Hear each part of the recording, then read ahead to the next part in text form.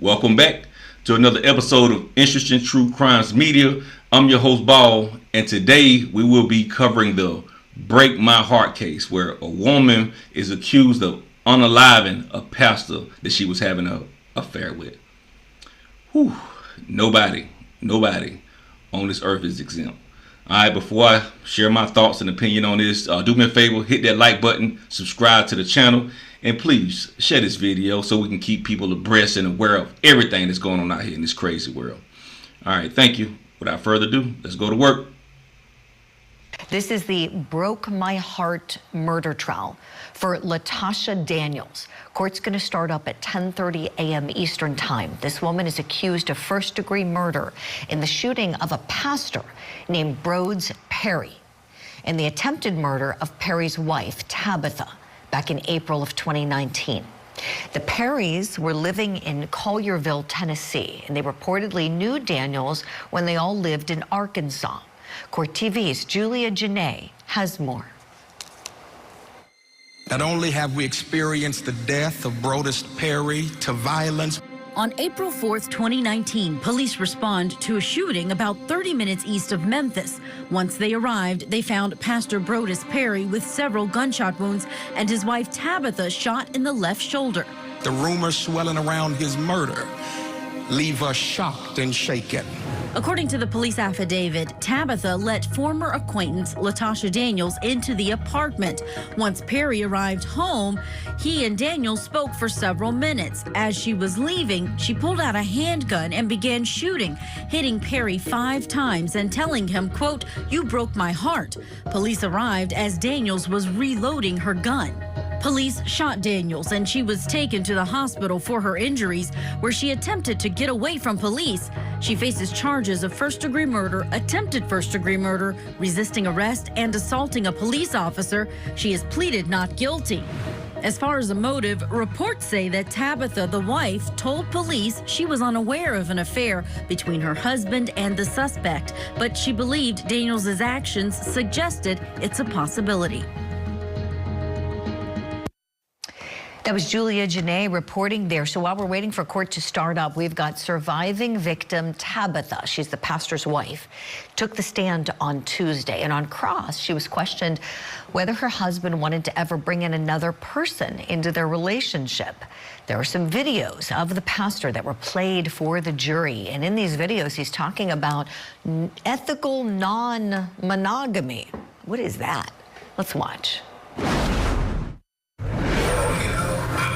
Place now where I want to expand this ethical non-monogamy, and I'm just, your opinion matters to me because we are in this relationship, but at the same time, like I said before the outset, I want to be respectful, but I also want to let you know that, your opinion matters. But at the same time, I don't want you to put me in a box, right? Because while we talk about it in theory, this is now the practice part. And with a tab being perfectly fine with, the situation, because how I've handled and been honest and transparent and open with her with regard to this current relationship, me expanding it is not an issue for me. Basically, she told me, hey, we can talk about it when you think it's worth talking about. But the way that you handle this, I'm trying with not trust your judgment because you haven't given me a reason not to.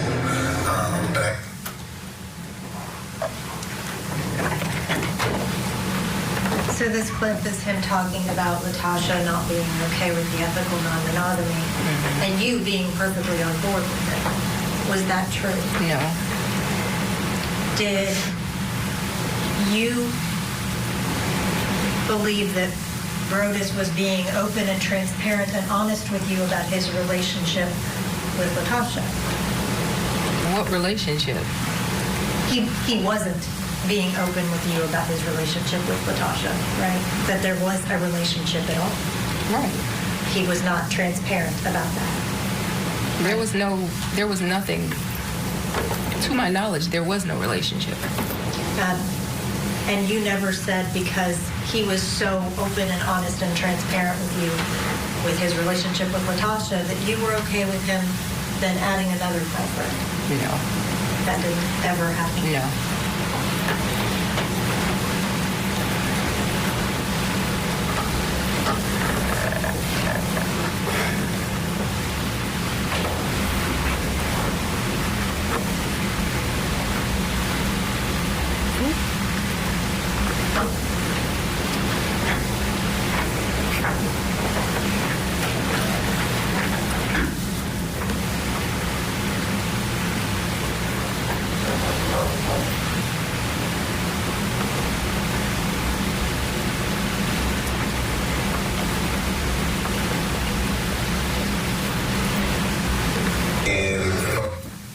aren't an issue at home, but I get it, but it ain't an issue.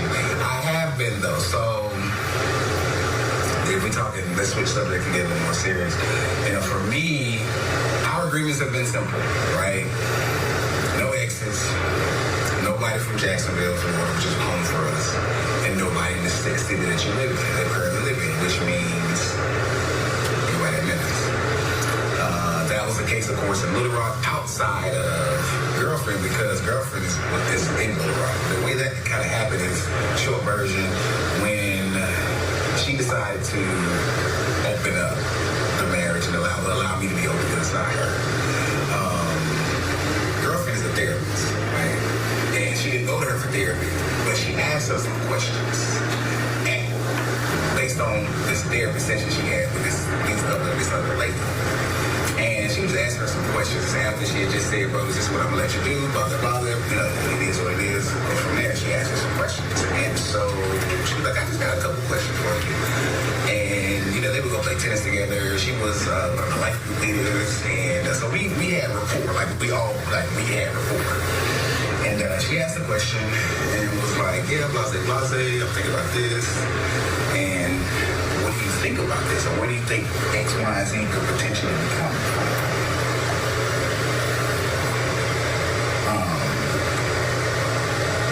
And I'm sorry, I'm looking to see who was in the cigar lounge because this is not really frequent there. So I'm kind of careful about who potentially is in here because the last I'll pass them. You know, I really want to go in and go chill in the back, but I'm not a member. But yeah, I'm trying to think of who in here now. But anyway, so the next thing that she shared with her was, you know my husband like you, right? Well, he thinks you're attractive. And she was like, what? He's like, yeah, I know what he likes, and he thinks you're attractive. Not that he's been rude or anything like that. We've had conversations. Well, you know, we did. Because like one time we was hitting around having a watch. And she asked me, I was like, well, you got to get her. I ain't going to get her. I'm coming across this creepy guy, right? We trying to spice things up. And in that regard, even though that was even somewhat limited with the idea of somebody watching and that's neither here nor there. But when the question came.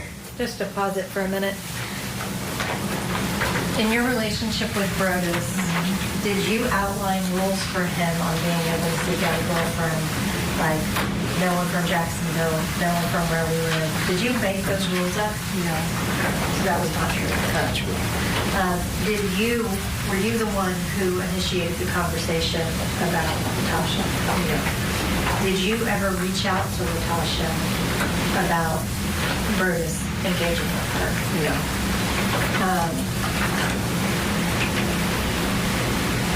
Did he ever talk to you about wanting a watcher, as he described here? No. Did you ever agree to having a watcher, as he discussed here? No. And look, it was her. I think she asked, who would you want? And that was the first thing in my stage. She's like, I know you like her. How could I know her? So anyway, so she said he like you, you know, blah, blah, blah. And she said, well, if you were interested, just, I'm not saying that you are, but I'm also saying I've given him this X, Y, Z, and he may come your way. And she did. But she was like, okay, cool. So we had a conversation. And after that, that's when the whole nobody in the city thing came. It was more like, I'll give you a pass with her because I essentially gave her the alley. But nobody. So I'm trying to figure this. So fast forward, I said a whole lot of shit, right? Trying to get to that. So I've been thinking about, the past couple of weeks in terms of expanding, my ethical non-monogamy is kind of something. My wife, her and I we were chatting the other day. I was like, well, baby, I got a couple of questions. I'm just curious, She knows about the group and everything like that. So I was like, what do you think we want to... Just to ask a couple questions. So if you call it ethical non-monogamy, it's apparently not cheating. I guess that's what we're learning in criminal court in this case. You never know what you're going to learn when you show up in the courtroom. We'll hit pause on this video of the pastor. Court TV Live rolls on in Tennessee. And just a reminder, Later this morning, the civil trial resumes for the teacher who was shot by her 6-year-old student.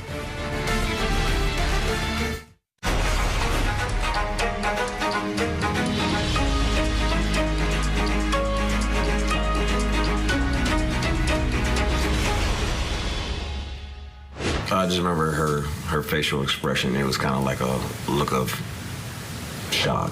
Once you heard the shooting, what did you think that was? I knew it was a gunshot. How many times was she shot? How many gunshots did you hear? I thought I had died. Do you have any opinion on whether Dr. Parker could have foreseen JT's actions that day based on the information that she had? I think it would be difficult for anyone to have foreseen that. Welcome back to Court TV Live. We're getting ready for closing arguments today in the case in Virginia where a school teacher was shot by one of her first grade students, and she's suing the assistant principal for a sum of $40 million for it. We expect the attorneys to be in the courtroom in just about a half an hour from now to clean up any last-minute issues before the jury is brought in to see all the action at 11 a.m. Eastern Time. Our cameras are there. We will show it to you live.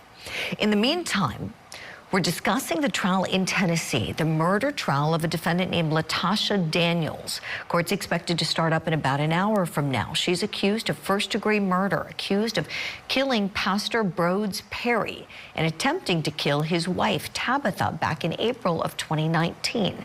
The Perrys were living in Collierville, Tennessee, and they reportedly knew Daniels when they all lived in Arkansas. She was visiting the couple when she apparently took out a gun and started shooting, according to police. Tabitha told the police that the defendant kept saying, quote, "You broke my heart," as she shot Broads numerous times. Is there a love triangle going on?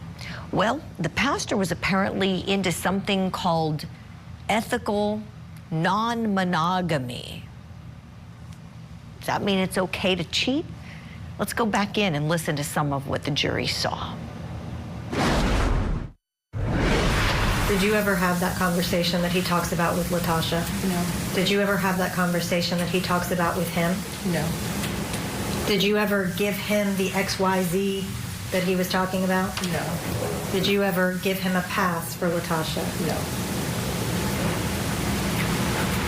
Did he ever talk to you about further expanding ethical monogamy in your relationship? No. No. You know, like, when did you want to know that there's someone who has my interests or someone who I would like to pursue? Do you want to know the moment that I feel like it's more than just banter? Do you want to know at the moment that I would like to begin to banter? Do you want to know once I feel like it might be a thing beyond banter? Or what? You know, because this is kind of new for us, right? Because, you know, girlfriend, Tasha, that's easy. That's been 2 years. That's been it for the most part. Outside of me going, that's how I remember a thing. But it's kind of been easy in that regard. So just trying to figure out what does that look like. So just kind of really thinking through where I am with that, right? You know, where in terms of those. So there's a lot of newness. And I say that just to say that there's still a lot of newness even in this ethical non-monogamy that I'm wrestling with.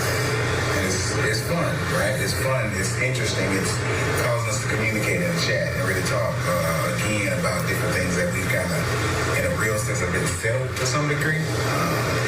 But realizing that in this ethical non-monogamy, we got to keep things in pencil and not pen. You know, some things are pencil pen, right? There's some hard news, but gotta be flexible in terms of what that looks like. So that's why I know you talking about being sprung and giddy and all that stuff. I think because those flutters or those emotions, right, or those initial thoughts are all kind of new and very much new because this person is brand new. Like, I don't know Sheree, right? I knew Tasha. That was different. There was some level of familiarity there.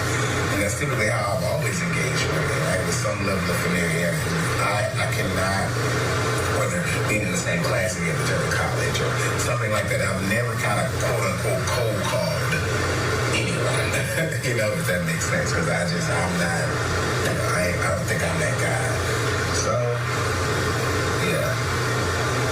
Thanks for coming to my TikTok. I don't know if I'm gonna go in here, but now I'm thinking how far we can go downtown. Cause I'm like, there's a lot of folk in there. I don't know if I trust who's in that room.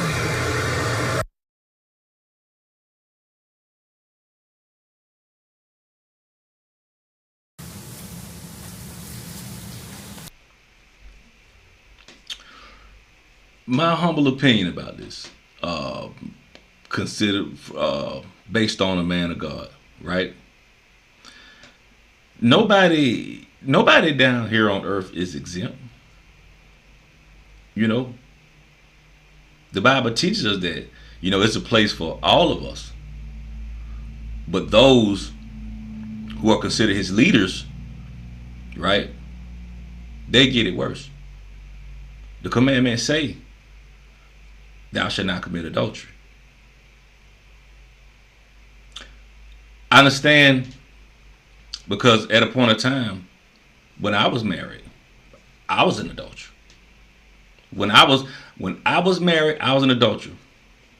I'm not saying that it's right and that we should condone it, but it happened. But as a man of God, you know, it's one thing to sin. We all sin. We all fall short of the glory. Me, myself, I fall short of glory daily. Okay? But it becomes a problem when you begin to play with the hearts of women.